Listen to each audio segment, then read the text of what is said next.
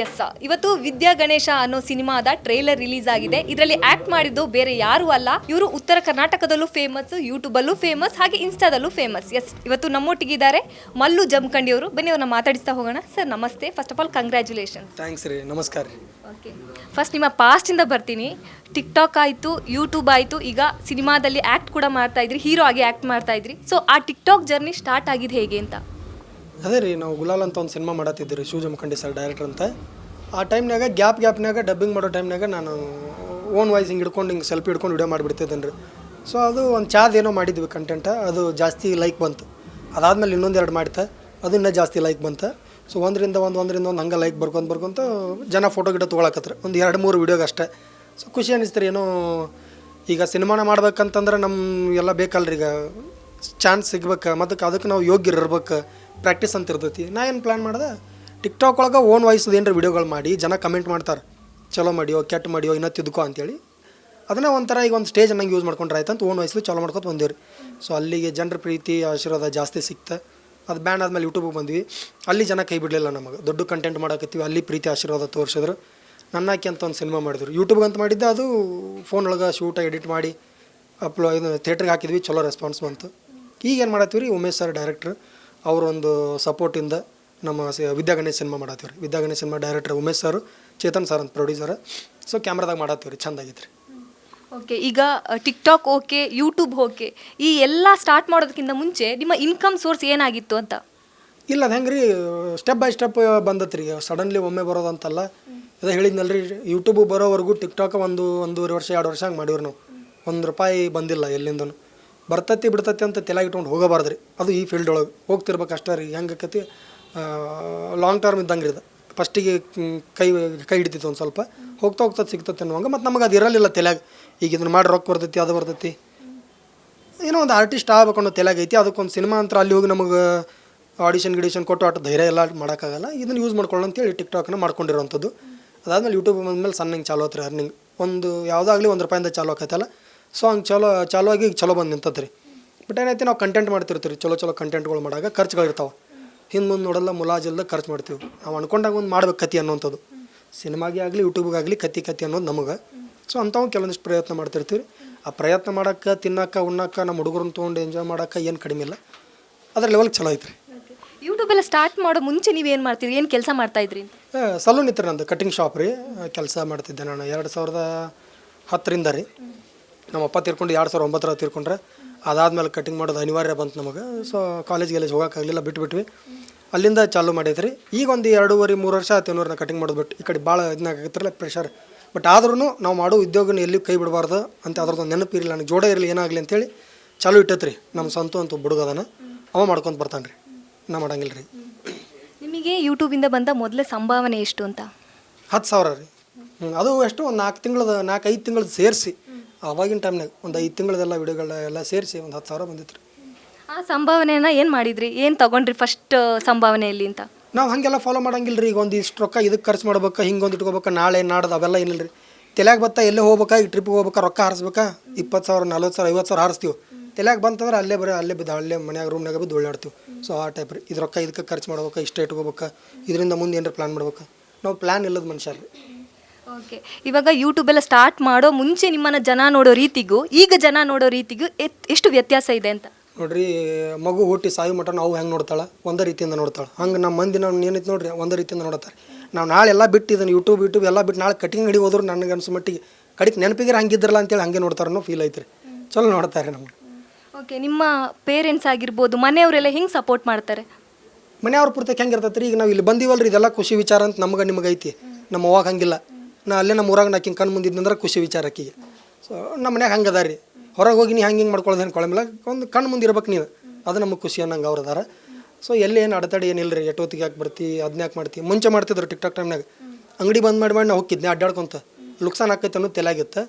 But ಈಗ ಮಾಡತ್ತಿದ್ದೆಲ್ಲ ಲುಕ್ಸಾನ್ ಆಗತ್ತಿಲ್ಲ, ಏನೋ ಒಂದು ಚಲೋ ಮಾಡ್ತಾರ ಅನ್ನೋ ತಲೆಯಾಗಿತ್ತಲ್ಲ. ಹಂಗಾಗಿ ನಾನು ಹೆಂಡತಿ ಆಯ್ತು, ನಮ್ಮ ಅವ್ವ ಆತ, ನಮ್ಮ ಆಯಿ, ನಮ್ಮ ಚಿಗವ್ವ, ನಮ್ಮ ತಿಂಗಳು ಯಾರು ಏನು ಚಲೋ ಫೀಲ್ ಅದ ರೀ. ಅವರೆಲ್ಲ ಮಾತಾಡ್ತಿರ್ತಾರಲ್ಲ ಹೊರಗೆ, ನಿಮ್ಮ ಅಣ್ಣ ಹಿಂಗೆ, ನಿಮ್ಮ ಗಂಡ ಹಿಂಗೆ, ನಿಮ್ಮ ಮಗ ಹಿಂಗನ್ನ ಖುಷಿ ಅದ ರೀ. ಓಕೆ, ಇವಾಗ ವಿದ್ಯಾ ಗಣೇಶ ಸಿನಿಮಾದಲ್ಲಿ ನಿಮ್ಮ ಪಾತ್ರದ ಬಗ್ಗೆ ಹೇಳೋದಾದ್ರೆ? ಇನ್ನೊಂದು ಪಾತ್ರ ರೀ ಗಣೇಶ್ ಅಂತೀರಿ ನನ್ನ ಹೆಸರು, ಹೀರೋಯಿನ್ ಹೆಸರು ವಿದ್ಯಾ ಅಂತೇಳಿ, ಅದಕ್ಕೆ ವಿದ್ಯಾ ಗಣೇಶ್ ಅಂತ ಇಟ್ಟಾರೆ. ಮಿಡಲ್ ಕ್ಲಾಸ್ ಹುಡುಗಿರ್ತೇನೆ ರೀ ನಾನು. ಸಿಂಪಲ್ ಒಂದು ಮುದ್ದಾಗಿ ಸಿಂಪಲ್ ಇರೋವಂಥ ಒಂದು ಹೀರೋಯಿನ್ ಹುಡುಗಿಗೆ ಲವ್ ಗಿವ್ ಆಗಿ ಅದೊಂದು ಲಾಸ್ಟಿಗೆ ಒಂದು ಒಳ್ಳೆ ಮೆಸೇಜ್ ಐತೆ ರೀ. ನಾ ಪೂರ ಎಲ್ಲ ಹೇಳೋಕ್ಕಾಗಂಗಿಲ್ಲ ರೀ. ಸೊ ಆ ಟೈಪ್ ರೀ, ಆ ಕಡೆ ಸೊಗಡಿಗೆ ಏನು ಬೇಕಲ್ಲ ಹೆಂಗೆ ಇರ್ತೈತಲ್ಲ ಲವ್, ಸೊ ಆ ಟೈಪ್ ಬರುವಂಥದ್ದು ರೀ. ಚಲೋ ಐತೆ ರೀ. ಈಗ ನೋಡಾಕತ್ತಂದ್ರೆ ನಮ್ಮ ದೋಸ್ತಂದು ಇರ್ಬೋದು ಲವ್, ಇಲ್ಲಾಂದ್ರೆ ನಮ್ಮ ರಿಲೇಟಿವ್ಸ್ ಒಳಗೆ ಯಾರ್ದಾರು ಆಗಿರ್ಬೋದು, ಇಲ್ಲ ಕಡಿಕೆ ಊರನವ್ರು ಯಾವ್ದಾರು ಕತೆ ಆಗಿರ್ಬೋದು ಅನ್ನೋಂಥದ್ದು ಐತೆ ಅಷ್ಟೇ. ಚಲೋ. ಇವಾಗ ಸೋಷಿಯಲ್ ಮೀಡಿಯಾ ಅಂದರೆ ಸಾಕಷ್ಟು ನೆಗೆಟಿವ್ ಕಮೆಂಟ್ಸ್ ಕೂಡ ಬರುತ್ತೆ. ಆ ನೆಗೆಟಿವ್ ಕಮೆಂಟ್ಸ್ನ ನೀವು ಹೆಂಗೆ ರಿಸೀವ್ ಮಾಡ್ತೀರಿ ಅಂತ?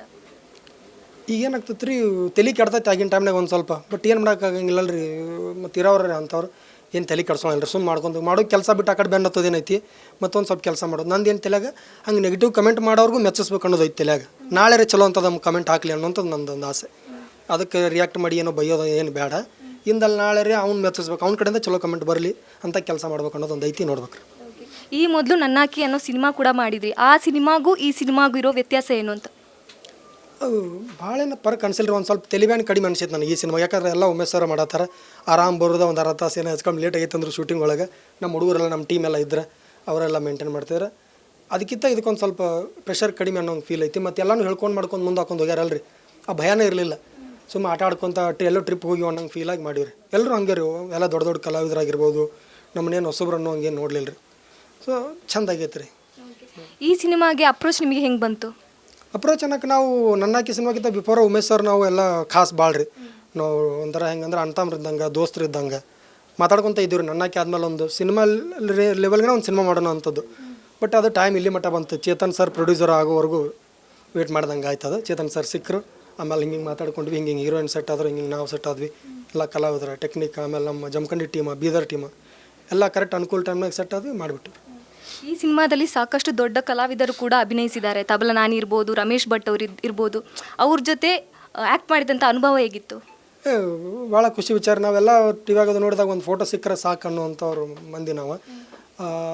ಅವ್ರ ಜೊತೆ ಒಂದು ಆ್ಯಕ್ಟಿಂಗ್ ಮಾಡೋಕೆ ಅದೃಷ್ಟ ಸಿಕ್ಕತ್ತಂದ್ರೆ ನಮ್ಮ ಮಂದಿ ಪ್ರೀತಿ ಆಶೀರ್ವಾದ, ಆಮೇಲೆ ನಮ್ಮ ಉಮೇಶ್ ಸರ್ ಅವರ ಸಪೋರ್ಟ್ ಕಾರಣ. ಖುಷಿ ಭಾಳ ಆತ್ರಿ. ಅವರೆಲ್ಲ ಅದೇ ಹೇಳಿದ್ನಲ್ಲ ರೀ, ಅವ್ರ ತಲೆಯಾಗ ಏನಂದ್ರೆ ಒಂದೇನು ಪ್ಲಸ್ ಪಾಯಿಂಟ್ ಅಂದರೆ ಹಿರಿ ಕಲಾವಿದರು ಎಲ್ಲರದು ಸಿನಿಮಾ ಅಂತ ಬಂತಾರೆ, ಕೆಲಸ ಅಂತ ಬಂದರೆ ಕೆಲಸ, ದೊಡ್ಡವ ಸಣ್ಣವ ಅದು ಇದಂತಿಲ್ಲ, ಅದು ಪ್ಲಸ್ ರೀ, ನಮಗೆ ಪ್ಲಸ್ ಅದು. ಸೊ ಮಾಡ್ಕೊಂಡ ಚಂದ ಆಗೋಕೆ ಏನೇನು ಬೇಕಲ್ಲ ಎಲ್ಲ ಮಾಡ್ಕೊಂಡು ಹೋದ್ರು, ಸಪೋರ್ಟ್ ಮಾಡಿದ್ರು. ಇವಾಗ ಸಾಕಷ್ಟು ಜನ ಯೂಟ್ಯೂಬ್ ಮಾಡಬೇಕು ಅಂತ ಇದ್ದಾರೆ, ಅವ್ರಿಗೇನು ಹೇಳ್ತೀರಾ ನೀವು? ಮಾಡಿರಿ, ಸುಮ್ಮನೆ ಹೆಂಗೆ ಆಕೈತಿ ಯೂಟ್ಯೂಬ್ ಮಾಡೋದು, ರೊಕ್ಕ ಬರ್ತಾವಂತ ಯೂಟ್ಯೂಬ್ ಮಾಡೋಕೆ ಹೋಗ್ಬೇಡ್ರಿ. ನಾವು ಹಂಗೆ ಮಾಡಿಲ್ಲ, ಅದಕ್ಕೆ ನಾನು ಹೇಳತ್ತೀನಿ. ಸ್ಟಾರ್ಟಿಂಗ್ ನಾವು ಶುರು ಮಾಡಿದ್ದು ರೊಕ್ಕ ಬರ್ತೈತಿ, ಇದರಿಂದ ಹಂಗೆ ಆಕೈತಿ, ಎಲ್ಲರಿಗೂ ಅದೇ ತಲೆಗೆ ಬರ್ತೈತಿ. ಏನು ಮಂದಿ ತಲೆಗೆ ಅಂದ್ರೆ ಎಗ್ರೆಸ್ ಅಂಗಡಿಯಲ್ಲಿ ಓಡ್ತಿರ್ತೈತಿ, ಸಂಜೆಗೆ 10,000 ರೂಪಾಯಿ ಅನಿಸ್ತಿರ್ತಾನೆ. ಹಂಗೆ ಅವನು ಎಗ್ರೆಸ್ 10,000 ರೂಪಾಯಿ ಅನಿಸ್ತಾನೆ, ನಾನು ಎಗ್ರೆಸ್ ಅಂಗಡಿ ಹಾಕ್ತಾನೆ.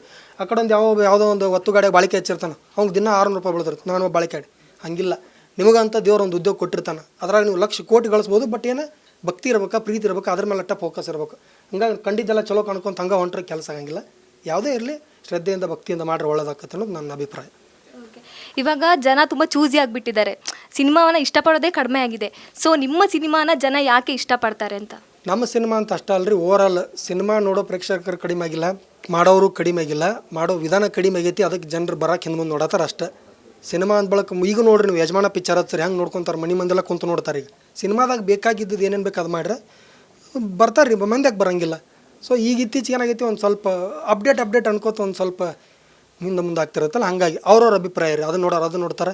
ಈ ಫ್ಯಾಮಿಲಿ ನೋಡಬೇಕಾಗಿದ್ದೇ ನೋಡ್ತೀವಿ, ಒಂದು ಒಳ್ಳೆ ಕತೆ ನೋಡ್ತಾರೆ, ಒಂದು ಒಳ್ಳೆ ಆರ್ಟಿಸ್ಟ್ಗಳು ಇರಬೇಕು, ಚಲೋ ಪರ್ಫಾರ್ಮೆನ್ಸ್ ಮಾಡಿರ್ಬೇಕು, ಕೊನೆಗೆ ಒಂದು ಒಳ್ಳೆ ಮೆಸೇಜ್ ಇರಬೇಕು, ಇಷ್ಟೇ ನೋಡ್ತಾರೆ.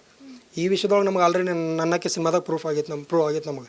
ಮೊಬೈಲ್ದಾಗ ಮಾಡೀವಿ, ಎಷ್ಟೋ ಮಿಸ್ಟೇಕ್ಗಳದಾವ ಅದ್ರಾಗ, ಅದೆಲ್ಲ ಏನು ಮ್ಯಾಟ್ರ್ ಆಗಲಿಲ್ಲ. ಬಂದು ನೋಡ್ರಿ, ಆಶೀರ್ವಾದ ಮಾಡಿರಿ. ಸೊ ಇದಕ್ಕೂ ಮಾಡ್ತಾರಂತ ಒಂದು ಐತಿ ರೀ ಭರವಸೆ. ಇವಾಗ ಲವ್ ಸ್ಟೋರಿ ಸಿನಿಮಾಗಳು ಸಾಕಷ್ಟು ಬರ್ತಿವೆ. ಸೊ ಆ ಸಿನಿಮಾಗಳಿಗಿಂತ ನಿಮ್ಮ ಸಿನಿಮಾ ಎಷ್ಟು ವಿಭಿನ್ನವಾಗಿದೆ ಅಂತ? ಅದನ್ನು ನಾವು ಹೇಳಕ್ಕೆ ಬರಲ್ಲ ರೀ. ನೋಡಿರಿ, ನಾವು ಹಾಡ್ದಿರ್ತೀವಿ ಅಂದ್ರೆ ನಮ್ಮ ಕೋರ್ಸ್ ನಮಗೆ ಚಂದ ಐತಂತ ನಾವು ಹೇಳ್ತೀವಿ. ಬಂದು ಮಂದಿ ಏನು ಹೇಳ್ತಾರಲ್ಲ ಅದ್ರ ಮೇಲೆ ನಿರ್ಧಾರ ಇರ್ತೈತೆ ರೀ. ಪಾಡ್ ಅಂತರೂ ಐತಿ ರೀ. ಈಗಿಂದ ಏನು ಎಲ್ಲರೂ ಕಂಪೇರ್ ಮಾಡ್ರೆ ಒಂದು ಸಿನಿಮಾಗೆ ಯಾವ್ದಾರು ಹಿಂಗೆ ಕಂಪೇರ್ ಮಾಡ್ಕೊಂಡ್ರೆ ಚಲೋ ಐತಿಪ್ಪ ಅನ್ನೋ ಮಟ್ಟಿಗಂತೂ ಐತಿ. ಇನ್ನು ಚಂದ ಎಷ್ಟರ ಮಟ್ಟಿಗೆ ಆಗೈತೆ ಅನ್ನೋದು ಅವ್ರ ಮಂದಿ ಬಂದು ಹೇಳ್ಬೇಕು ರೀ. Thank you so much and all the best. ಇದಿಷ್ಟು ಮಲ್ಲು ಜಮಖಂಡಿಯವರ ಮಾತಾಗಿತ್ತು. ಕ್ಯಾಮ್ರಾ ಪರ್ಸನ್ ರಾಘವೇಂದ್ರ ಜೊತೆ ಕೀರ್ತಿ ಅಶ್ವವೇಗ, ನ್ಯೂಸ್ ಬೆಂಗಳೂರು.